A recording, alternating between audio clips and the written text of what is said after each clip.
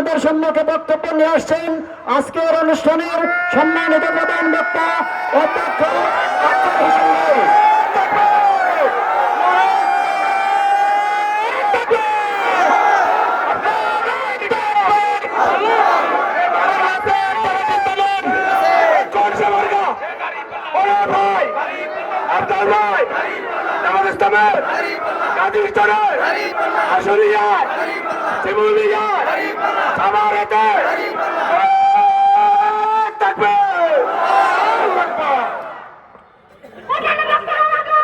আসসালামু আলাইকুম ওয়া রাহমাতুল্লাহি ওয়া বারাকাতুহু। ওয়ালাইকুম আসসালাম।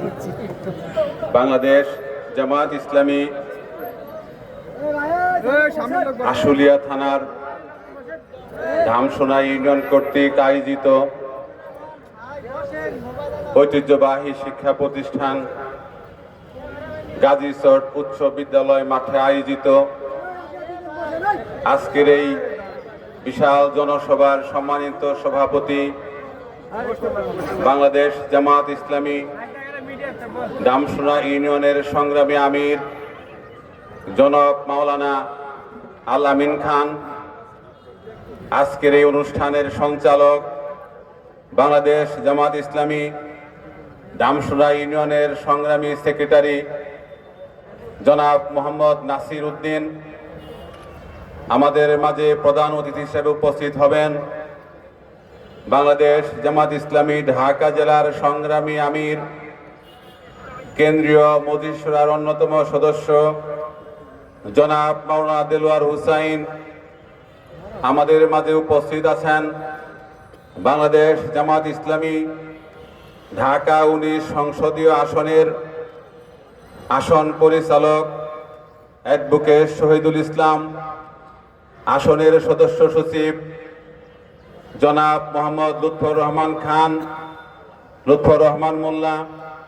উপস্থিত আছেন বাংলাদেশ জামাত ইসলামীর রাজনৈতিক সেক্রেটারি জনাব হাসান মাহবুব মাস্টার, বাংলাদেশ শ্রমিক কল্যাণ ঢাকা জেলার সংগ্রামী সভাপতি জনাব হারুনুর রশিদ।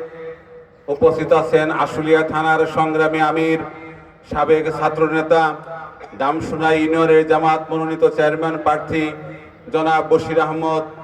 উপস্থিত ঢাকা জেলার জামাতের নেতৃবৃন্দ, আশুলিয়া থানার নেতৃবৃন্দ, ধামসোনা ইউনিয়নের নেতৃবৃন্দ, উপস্থিত এলাকার ব্যক্তিবর্গ, উপস্থিত প্রিয় ভাইরা, আমরা আল্লাহ রাব্বুল আলামিনের শুকরিয়া আদায় করছি যে মহান রব্বুল আলামিন আমাদেরকে অত্যন্ত মহব্বত করে মায়া করে একটি সুন্দর পরিবেশ দান করেছেন, যাদের বদৌলতে আজকে আমরা স্বাধীনভাবে কথা বলার সুযোগ পেয়েছি, স্বাধীনভাবে কথা বলার চলার সুযোগ পেয়েছি।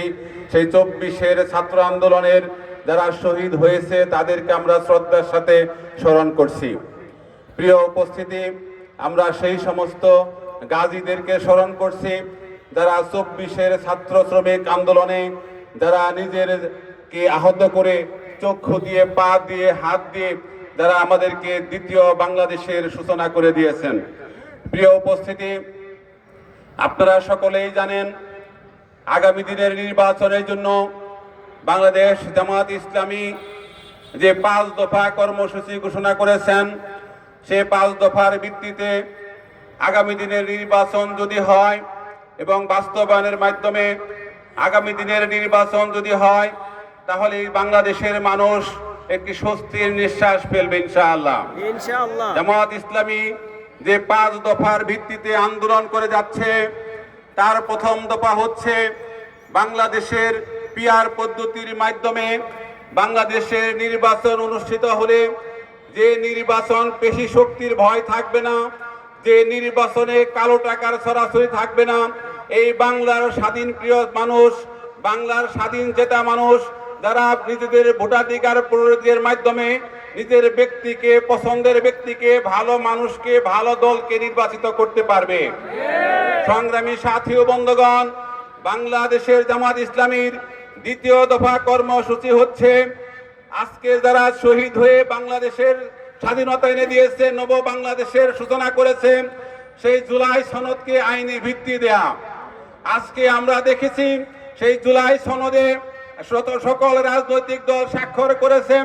আমরা বিশ্বাস করি অনতি বিলম্বে গণভোটের মাধ্যমে এই বাংলাদেশে জুলাই সনদের যে মূল চেতনা, 24-এর ছাত্র আন্দোলনের যে মূল চেতনা, সেটা বাস্তবায়ন হবে ইনশাআল্লাহ। বাংলাদেশ জামাত ইসলামীর 3য় দফা কর্মসূচি হচ্ছে নির্বাচনের পূর্বেই নির্বাচনের জন্য লেভেল প্লেইং ফিল্ড তৈরি করতে হবে। আইন শৃঙ্খলা বাহিনীকে তাদের স্বাধীনতা দিতে হবে, তারা স্বাধীনভাবে নির্বাচনে ডিউটি করবে, তারা কোনো দল মত পেশি শক্তির কাছে তারা নত হবে না। বাংলাদেশের মানুষ যাদেরকে ভোটের মাধ্যমে নির্বাচিত করবে, আগামী জাতীয় সংসদ নির্বাচনে এদেশের স্বাধীন চেতা মানুষ যাদেরকে ভোট দেবে, তারাই যেন সরকার গঠন করতে পারে। এদেশের সেই লেভেল প্লেইং ফিল্ড তৈরির জন্য জামাত ইসলামী আন্দোলন করে যাচ্ছে। সংগ্রামী ভাই এবং বন্ধুগণ, জামাত ইসলামীর এর পরের কর্মদফা হচ্ছে যারা 16টি বছর বাংলাদেশের মানুষের উপর জুলুম নির্যাতন করেছে, জামাত ইসলামীর মানুষদেরকে যারা হত্যা করেছেন, জামাত ইসলামীর 11 জন নেতৃবৃন্দকে যারা হত্যা করেছেন, তাদের অপরাধের কারণে যারা অপরাধী তাদেরকে দৃশ্যমান বিচারের আওতায় আনতে হবে। 5 দফা কর্মসূচি হচ্ছে এই আওয়ামী লীগকে যারা ফ্যাসিস্ট হতে সহযোগিতা করেছে, এই আওয়ামী লীগকে যারা জালেম হতে সহযোগিতা করেছে, সেই জাতীয় পার্টি এবং 14 দলের রাজনৈতিক কর্মসূচিকে নিষিদ্ধ করতে হবে। জামাত ইসলামীর এই 5 দফার ভিত্তিতে সকল রকমের আন্দোলন সংগ্রামে আগামী দিনের সকল রাজনৈতিক কর্মসূচিতে আপনাদেরকে আমরা উদাত্ত আহ্বান জানাবো। আসুন আগামী দিনের নির্বাচনের আগে এই 5 দফার ভিত্তিতে যেন সরকার নির্বাচনের উদ্যোগ গ্রহণ করে, সেই আন্দোলন সংগ্রামে আমরা সকলেই অংশগ্রহণ করব। সম্মানিত ভাইগণ, সম্মানিত সাথী ও বন্ধুগণ, আমাদের এই ঢাকা 19 আসন একটি গার্মেন্টস অধ্যুষিত এলাকা। এখানে নারী শ্রমিক অধিক এবং নারী শ্রমিক এখানে অনেক বসবাস করে। নারীরা কর্মস্থলে আসা যাওয়া করে। নারীদের নিরাপত্তার জন্য জামাত ইসলামী ঢাকা 19 আসনে যদি আমাকে সেবক হিসেবে গ্রহণ করে, ঢাকা 19-এর এই গার্মেন্টস অধ্যুষিত এলাকায় নারীদের অধিকার, নারীর সম্মান, নারীর ইজ্জত সুসজ্জিত করা হবে, নারীকে সম্মানিত করা হবে, নারীর ইজ্জতকে সম্মান করা হবে। রাসূল আকরাম সাল্লাল্লাহু আলাইহি সাল্লামের কাছে প্রশ্ন করা হয়েছিল, ইয়া রাসূল সাল্লাল্লাহু আলাইহি সাল্লাম, আমি কার সেবা করব? তিনি 3 বার বলেছিলেন তোমার মায়ের সেবা করবে, 4বার বলেছিলেন তোমার বাবার সেবা করবে।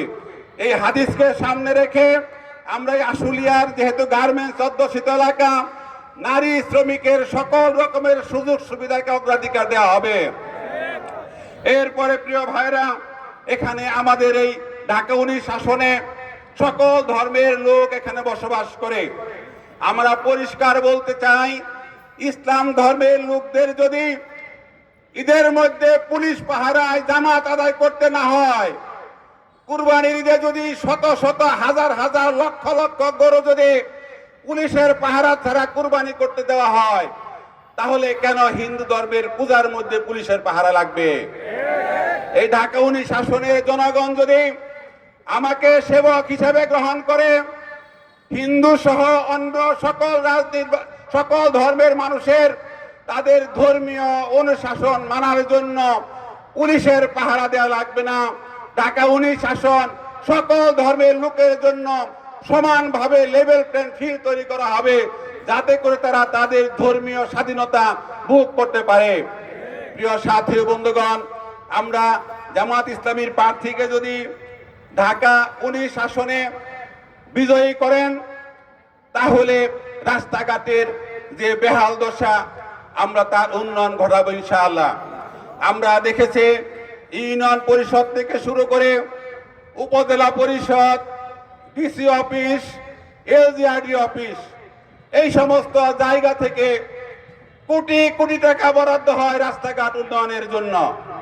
জামাত ইসলামীর প্রার্থীকে যদি ঢাকা 19 আসনের মানুষ সেবক হিসেবে গ্রহণ করে, আমাকে যদি সেবা করার সুযোগ দেয়, তাহলে ঢাকা 19 আসনের রাস্তাঘাট পরিবর্তন সংস্কার করে নতুন নতুন রাস্তাঘাট নির্মাণ করে ঢাকা 19 শাসনের চেহারা 5 বছর ইনশাআল্লাহ পরিবর্তন করা হবে। মানুষের অলিতে গলিতে বাইর সিপাহী চাপায় যত